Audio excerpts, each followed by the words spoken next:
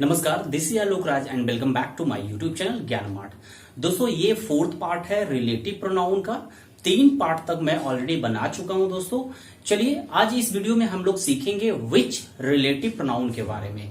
पिछले वाले वीडियो में हम लोगों ने सीखा था हु, हुम एंड हुज के बारे में, एंड इस वीडियो में विच की चर्चा करेंगे जो खुद एक रिलेटिव प्रोनाउन है। ये रिलेटिव प्रोनाउन का भी काम करता है विच। जब ये रिलेटिव प्रोनाउन का काम करेगा तो जानेंगे ये किसके लिए आते हैं एंड कब यूज किया जाता है।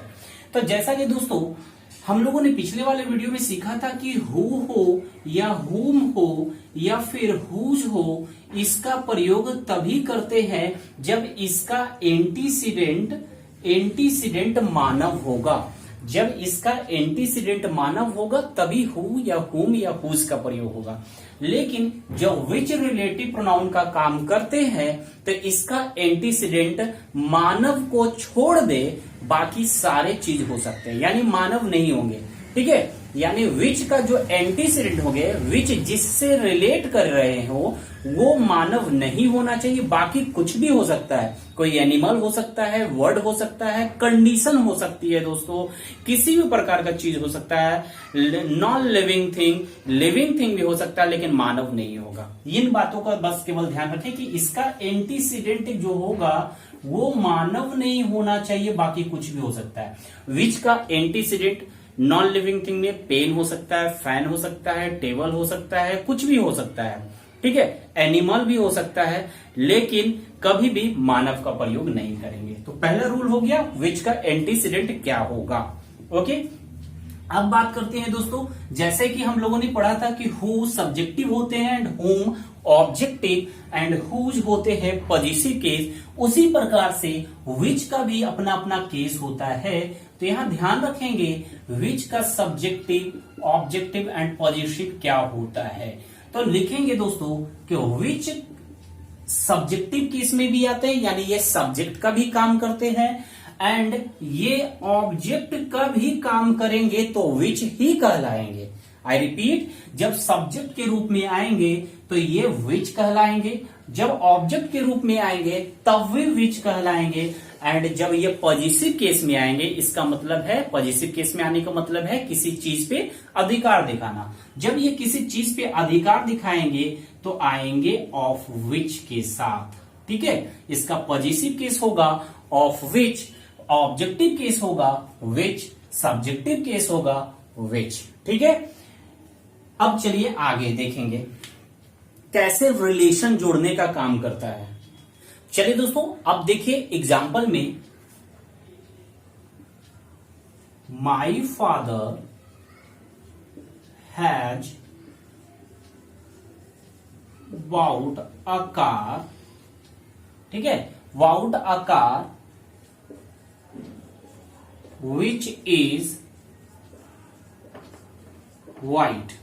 यहां मैंने लिखा है my father has bought a car which is white, यानी मेरे पिता ने कोई कार खरीदा है, यानी एक कार खरीदे हैं जो उजला है, जो क्या है, व्हाइट है। ये विच जो व्हाइट है, कौन व्हाइट है, तो ये संबंध जोड़ रहा है किससे, कार से।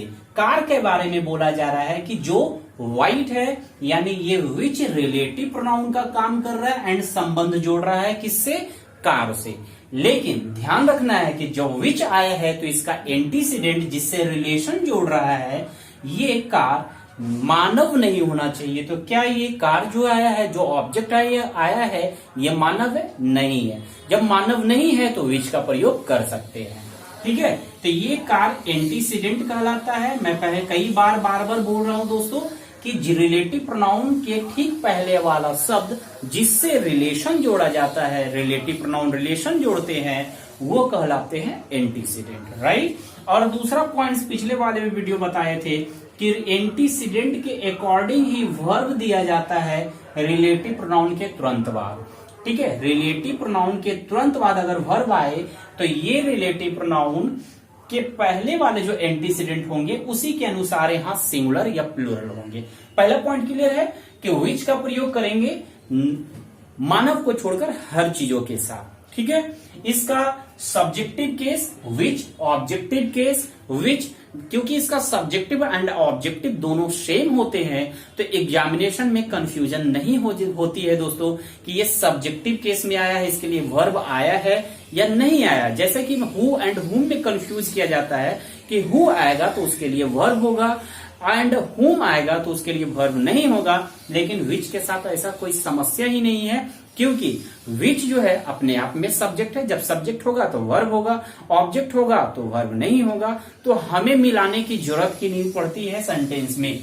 ठीक है, तो यहां तक ये बातें क्लियर समझ में आ गई। यहां पर देखिएगा दोस्तों, यहाँ जो विच आया है ना सब्जेक्टिव केस में आया, कैसे देखेंगे, विच के तुरंत बाद इज आया है। तो मैं पहले ही बता दिया था कि अगर रिलेटिव प्रोनाउन के तुरंत बाद जब वर्ब आए, रिलेटिव प्रोनाउन के तुरंत जब वर्ब आता है तो वो हमेशा सब्जेक्टिव केस में होते हैं। क्या होते हैं? रिलेटिव प्रोनाउन हमेशा सब्जेक्टिव केस में होते हैं।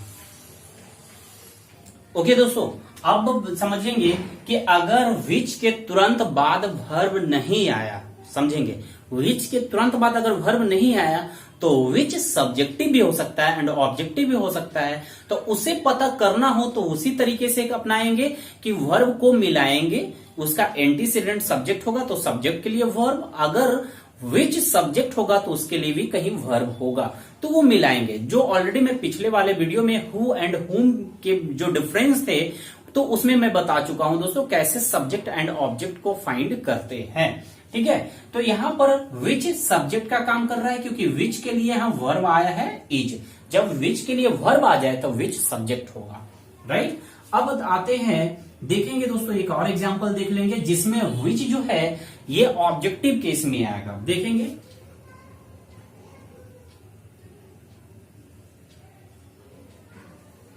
The pen which I gave you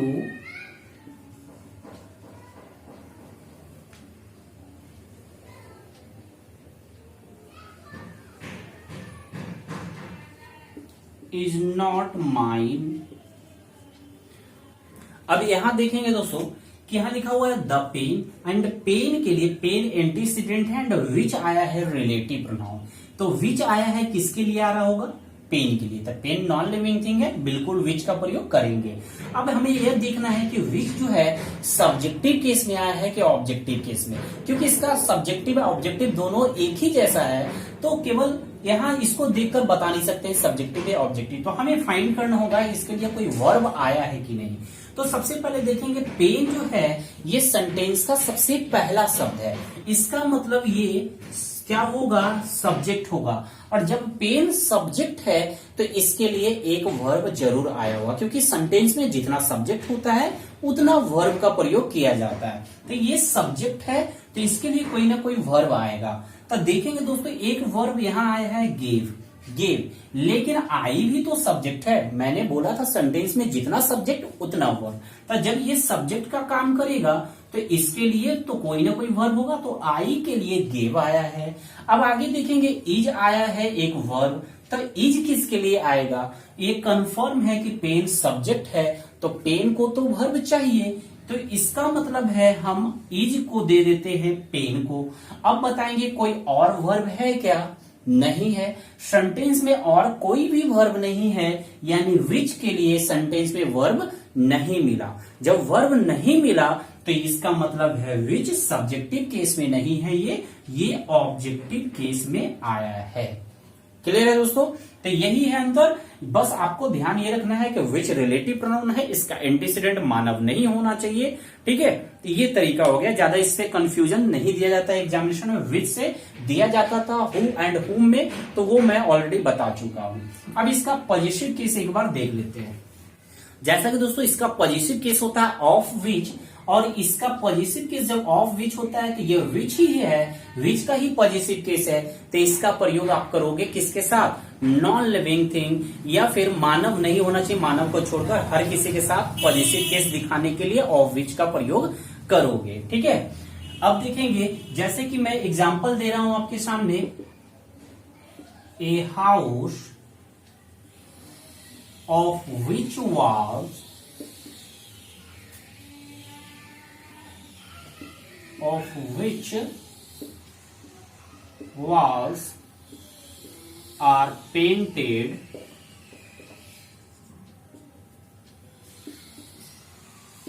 looks beautiful। कहना चाह रहा है एक घर यानी वो कोई घर जिसकी दीवारें रंगी होती है सुंदर दिखती है।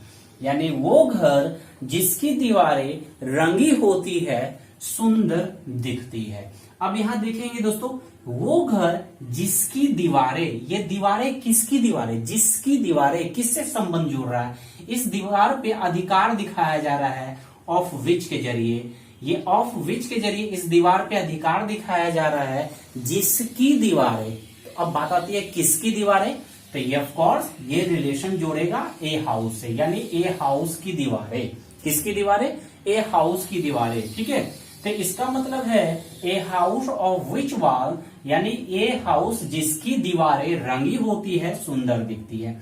तो ध्यान रखना है जब ये आगे वाला जो एंटीसीडेंट है ये अगर मानव ना हो तो पोजीशन दिखाने के लिए आप ऑफ विच का प्रयोग करेंगे। किसका प्रयोग करेंगे, ऑफ विच का। एंड यहाँ जो वर्ब आएंगे दोस्तों, ये हमेशा जो ऑफ विच के बाद जो नाउन आए हैं ना, जो नाउन आए हैं, तो नाउन अगर सिंगुलर होगा तो यहाँ सिंगुलर वर्ब होगा, अगर नाउन प्लूरल होगा तो वर्ब भी प्लूरल दिया जाएगा। तो इस पॉइंट को आप लोग ध्यान रखोगे। ठीक है, एंड आज का विच से रिलेटेड लास्ट पॉइंट ये है, ध्यान देंगे। लास्ट पॉइंट क्या है दोस्तों, लास्ट पॉइंट ये है कि अभी तक ने देखा कि रिलेटिव प्रोनाउन का एंटीसीडेंट कोई एक नाउन या प्रोनाउन हो सकता है। क्या हो सकता है, कोई नाउन या प्रोनाउन, यानी कोई एक सिंगल शब्द हो रहा था। लेकिन हर समय ऐसा नहीं है दोस्तों। कभी कभी रिलेटिव प्रोनाउन का एंटीसीडेंट एक पूरा का पूरा क्लाउज होता है, यानी एक सेंटेंस ही होता है रिलेटिव प्रोनाउन का एंटीसीडेंट। देखेंगे कैसे।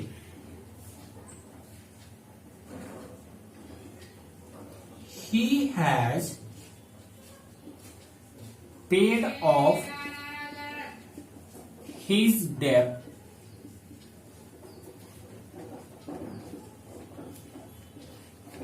which is clear proof of his honesty। यहां मैंने लिखा है दोस्तों, he has paid off his debt. उसने अपनी उधारी चुका दिया, उसने अपनी उधारी चुका दिया, जो उसके ईमानदारी का क्लियर सबूत है। जब कोई आपसे किसी प्रकार का कर्ज लेता है एंड आप ऑन टाइम उसे वापस कर देते हैं, तो जो जिसने आपको उधार दिया है वो स्पष्ट जानता है कि ये बंदा, यानी आपके बारे में, कि ये बंदा ईमानदार है, तभी मेरा पैसा ऑन टाइम मुझे वापस कर दिया। तो यहां पर कहना चाह रहा है कि वह व्यक्ति, उसने अपनी उधारी चुका दिया, जो जो जो किसके लिए आ रहा है, जो उसके ईमानदारी का क्लियर सबूत है। उसके ईमानदारी का क्या है, क्लियर स्पष्ट सबूत है। तो जो किसको इंडिकेट कर रहा है, उधारी के बारे में बोल रहा है, जो क्लियर सबूत है, यानी जो डेट था, उधारी था, वो क्लियर सबूत था नहीं। ये पूरे सेंटेंस की बात की जा रही है कि he has paid off his debt, उसने अपनी उधारी चुका दिया है। तो ये पूरा का पूरा जो चुकाया है, ये सेंटेंस जो है, इन पूरी बातों के लिए विच का प्रयोग किया जा रहा है कि उसने अपनी उधारी चुका दिया है, इसलिए ये जो है उसके ईमानदारी का सबूत है। ये केवल सिंगल शब्द, इसका एंटीसीडेंट केवल डेब्ट यानी उधारी नहीं है, इसका पूरा का पूरा एंटीसीडेंट यहां से यहां सेंटेंस है दोस्तों। ठीक है, ही से डेट तक जो है ये इसका एंटीसीडेंट विच का एंटीसीडेंट है। तो कभी कभी एंटीसीडेंट सिंगल वर्ड ना होकर पूरा एक कंप्लीट सेंटेंस होता है, तो आपको ध्यान रखना है। और जब पूरे एक क्लाउज के लिए रिलेटिव प्रोनाउन देते हैं तो हमेशा विच का प्रयोग किया जाता है। ना तो हु होगा, ना तो हुम होगा, ना तो डैट होगा, ना ही व्हाट होगा। जब होगा एक क्लाउज के लिए रिलेटिव प्रोनाउन देना होगा तो आपको विच का प्रयोग करना होगा दोस्तों। तो आज के लिए इतना ही। जो विच के बारे में हम लोग पढ़े हैं दोस्तों। नेक्स्ट वीडियो में हम लोग सीखेंगे डैट के बारे में। थोड़ा वो वीडियो लंबी होगी लेकिन बहुत मजेदार होगी। डैट से भी बहुत सारे क्वेश्चन एग्जामिनेशन में पूछे जाते हैं दोस्तों। चलिए फिर मिलते हैं नेक्स्ट वीडियो में। वीडियो अच्छी लगी है दोस्तों, please hit the like button and जो नए हैं please subscribe my channel and also press the bell icon to get a regular update. Thank you.